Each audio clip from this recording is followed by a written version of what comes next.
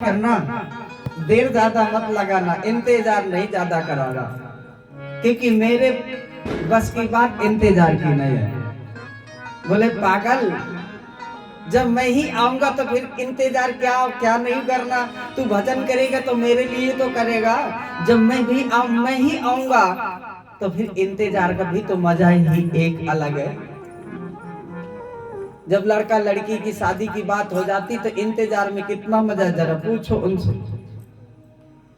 तो भगवान कहते हैं जब एक संसारी आदमी विषय के सुख के लिए इंतजार में सुख महसूस करता है, तो तू मेरे इंतजार में सुख नहीं दुख महसूस करेगा। बोले ठाकुर जी जय हो आपकी, बात तो सही है। अब भगवान चले गए आशीर्वाद देकर। इधर महाराज मनु शत्रुपा बेटी को लेकर रथारूढ़ होकर आए ऋषि आश्रम में, और ऋषि के कर कमलों में अपनी सुयोग पुत्री को पत्नी के रूप में। अब देखो बेटी की विदाई में हर माँ बाप को रोना होता है, और सबसे ज्यादा अगर बाप को रोना होता है तो बेटी की विदाई में होता। माँ नहीं उतना रोती जितना बाप रोता, माँ नहीं रोती। अब तुम माँ हो, तुम्हें अनुभव हो कि नहीं ये आप जानो, लेकिन हमें पता है कि माँ उतना नहीं रोती जितना बाप रोता है। क्यों? बाप का जीवन का एक अंग कट के जा रहा है। हर सुख दुख में बेटा नहीं बेटी पूछती है, पत्नी भी नहीं पूछती। एक बार पत्नी भी सोचती है रात ज्यादा हो गई है भाड़ में जाने दो, लेकिन बेटी बगैर बाप से पूछे सो नहीं सकती। जब तक बाप से एक बार पूछ नहीं लेगी तब तक वो सोएगी नहीं। एक बार पत्नी प्रमाद कर जाएगी, बेटी प्रमाद नहीं करेगी। इसलिए पिता को पता है कि आज घर से बेटी नहीं जा रही, आज मेरे जीवन का एक विशेष अंग मेरे से दूर जा रहा है, इसके अभाव में मैं कैसे जीऊंगा, कौन मेरे सुख दुख में सहभागी होगा। इसलिए बाप रोता है। मजबूरी है बेटी को विदा करना, मजबूरी न होती तो कोई बाप अपनी बेटी को दूर नहीं करता।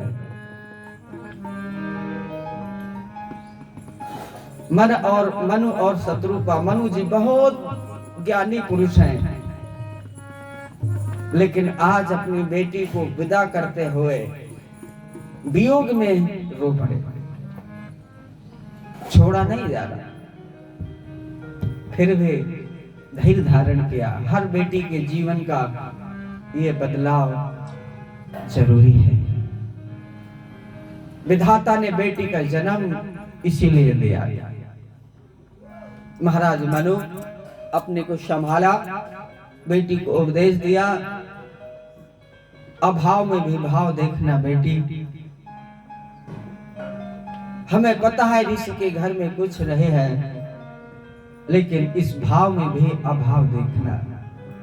मेरे राजमहल के सुख को त्याग देना और ऋषि की कुटिया के इस दुख को सुख मानकर ग्रहण करना। मन मजबूत हो तो दुख भी सुख होता है। मनः स्थिति की बात है।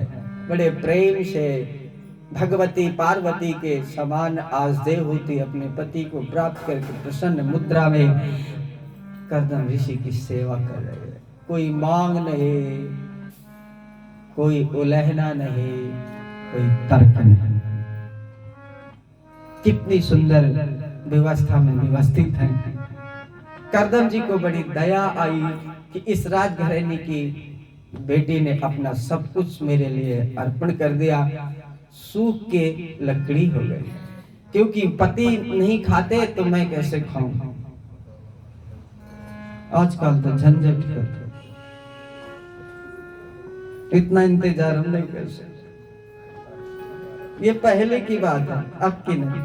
अब नया जमाना, नए जमाने की बात करो महाराज। ये पुराने जमाने की मत करो, घिसी पिटी बात है। तो नई बात कहां से लाओ? तो करदम जी ने अपनी तपस्या के बल से एक सरोवर का निर्माण किया, उसमें कहा इसमें नहाओ। बूढ़ी देव होती जवान बन गई, सर्वांग सुंदर, जैसे अपने बाप के घर से आई थी वही रूप धारण कर लिया। और इसके बाद करदम ऋषि ने स्नान किया, नयुग बन गए, बुढ़ापा खत्म हो गया। और अपने तप के बल से महाराज करदम ने एक कामक विमान का निर्माण किया। और तुम्हें पति का के धर्म का आधा भाग कब से मिलना शुरू हुआ? महाराज करदम के माध्यम से। महाराज करदम ने कहा कि तुम मेरी अर्धांगिनी हो और मैंने जितनी भी धर्म किया है तब किया, उनका आधा भाग सब आपको मिल जाए। ये करदम ऋषि की कृपा है। उन्होंने व्यवस्था दी कि पति जितने भी धर्म कर्म करेगा उसका सब आधा तुम्हारे पास जाएगा, पाप का एक अंश भी मिल जाएगा। ये महाराज करदम की कृपा है। किसकी? मानती हो कि नहीं? तुम नहीं मानोगे, बोले महाराज तो ऐसे बोलते रहते। ये करदम ने व्यवस्था दी जो आज तक चली, जब तक सृष्टि रहेगी तब तक। क्योंकि ऋषि वचन के लिए भगवान कहते हैं मोर बचन चाहे पर जाए फीका, चाहे पर जाए फीका, मोर बचन चाहे पर जाए फीका, संत बचन पत्थर की नीका, संत बचन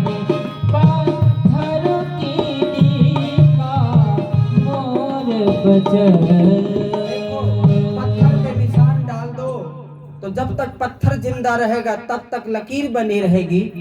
पानी में लकीर खींचो तो कितनी देर रहेगी? पानी में लकीर खींचती है क्या? खींच सकते हो क्या?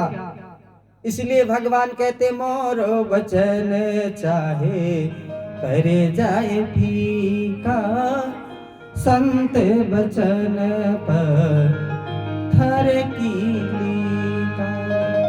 मेरा वचन हट सकता है, और महाभारत में हटा भी भीष्म पितामह के माध्यम से। भीष्म पितामह बाण पे बाण मारे जा रहे हैं, भगवान का शरीर खून से लथपथ हो चुका है, कवच टूट गया भगवान का। और इसी दृश्य को देखकर भीष्म पितामह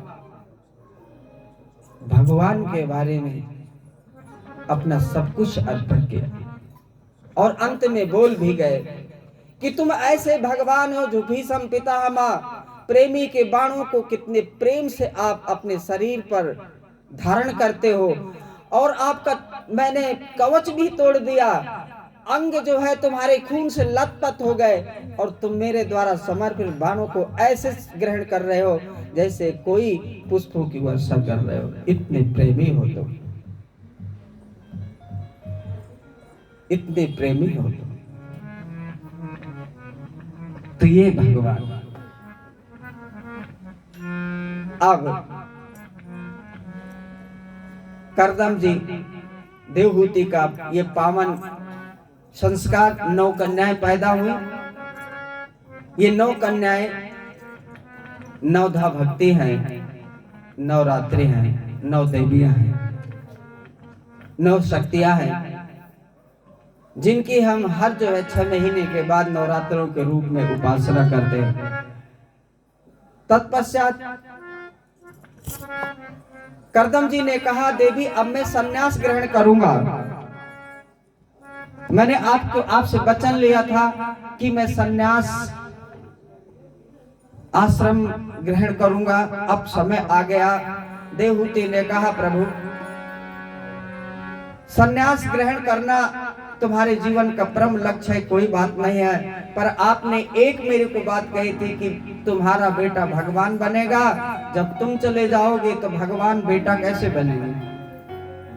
तो जरा ठहरो, आने दो, फिर चले जाओ, मैं मना नहीं करूंगी।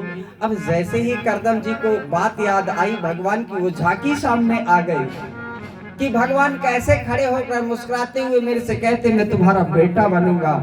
हृदय गदगद हो गया, कंठ अवरुद्ध हो गया, अपनी पत्नी को हृदय से लगाया, तूने मेरे को भगवान का वचन याद दिला दिया, जरूर जरूर जब तक भगवान नहीं आएंगे तब तक मैं तुम्हारे साथ रहूंगा। शुभ समय आया, देवहूति के गर्भ में भगवान का प्रवेश हुआ। ब्रह्मा जी आते हैं देवहूति के गर्भ में, जो भगवान विराजमान है बालक के रूप में, उसकी प्रदक्षिणा करते हैं। महाराज कर्दम को और देवहूति को ब्रह्मा जी ज्ञान सुनाते हैं। देवी चिंता मत करो, सर्वभूतों के भी तो सर्व भगवान तुम्हारे पुत्र बनकर प्रकट होने वाले हैं। पृथ्वी के समस्त अज्ञान रूपी अंधेरों को अपने ज्ञान के सूर्य से दूर करेंगे। तुम्हारा जीवन धन्य हो जाएगा, तुम जगत में पूजनीय होगी। जब तक ये जगत रहेगा तब तक तुम्हारा नाम अमर रहेगा। क्यों? तुम भगवान की मां बनने जा रही हो, तो भगवान का नाम अमर, तो तुम्हारा नाम भी अमर। शुभ समय आया, आकाश मंडल पर देवता खड़े हो गए। महाराज कर्दम के आश्रम में आज पावन विभूति आने वाली है, पधारने वाली है। इस प्रतीक्षा में देवता पंक्तावली में खड़े हैं, पंक्तिवली में खड़े हैं, पंक्तिबद्ध हैं, हाथों में पुष्प लिए हुए, ढोल नगाड़े साथ में हैं, देवताओं के सहनाई और दुंदभियां। जैसे ही भगवान इस धरा धाम को पवित्र कर प्रकट हो गए, इस धरा को पवित्र करने के लिए भगवान ने अपना संकल्प पूर्ण किया। आकाश मंडल से पुष्पों की वर्षा होने लगी और ढोल नगाड़े सहनाइयां बजने लगे। बोलिए कपिल भगवान की जय, कपिल भगवान की, कपिल भगवान की जय। तो भगवान अपने माँ के समक्ष बालक के रूप में प्रकट हुए हैं। माँ अपने बालक को देखकर बड़ी खुशी है, कितना सुंदर बालक मैंने जन्म दिया। और इसी समय पिताजी अपने बालक की परिक्रमा करते हैं, नमस्कार करते हैं चरणों में और जंगल के लिए प्रस्थान करते हैं। जिनके घर में भगवान आए वो जा रहे हैं और हमारे घर में भगत भी नहीं आया फिर भी घर नहीं छोड़ रहे। जरा सोचिए, अपनी सनातनी परंपरा, सनातन धर्म के मर्म को समझने का प्रयास करिए, इस विज्ञान को समझने का प्रयास करें। ये विज्ञान है, विज्ञान, इसको समझने का, जीवन में जीने का प्रयास करें। नाम तुम्हारा तारनहारा, कब तेरा दर्शन होगा। जिसकी रचना इतनी सुंदर, वो कितना सुंदर होगा। जिसकी रचना इतनी सुंदर, ये कितना सुंदर होगा, वो कितना सुंदर होगा। नाम तुम्हारा पालनहारा, नाम तुम्हारा पालनहारा, कब तेरा दर्शन होगा। जिसकी रचना इतनी सुंदर, वो कितना सुंदर होगा, वो कितना सुंदर होगा।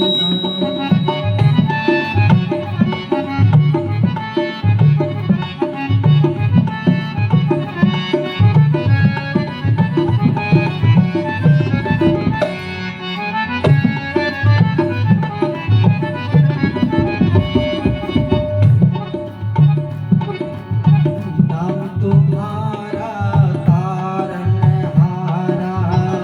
कब तेरा दर्शन होगा। जिसकी रचना इतनी सुंदर, वो कितना सुंदर होगा। नाम तुम्हारा पालनहारा, कब तेरा दर्शन होगा। जिसकी रचना इतनी सुंदर, वो कितना सुंदर होगा, वो कितना सुंदर होगा।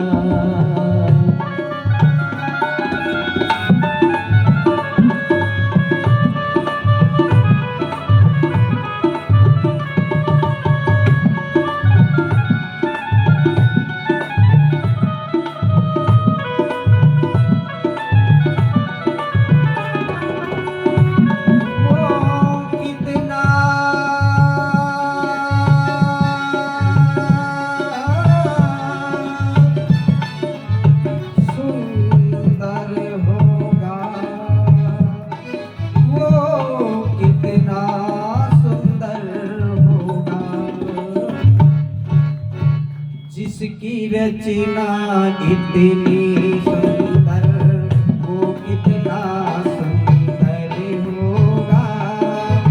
जिसकी रचना इतनी सुंदर, वो कितना सुंदर होगा। नाम तुम्हारा पालनहारा, कब तेरा दर्शन होगा। जिसकी रचना इतनी सुंदर, वो कितना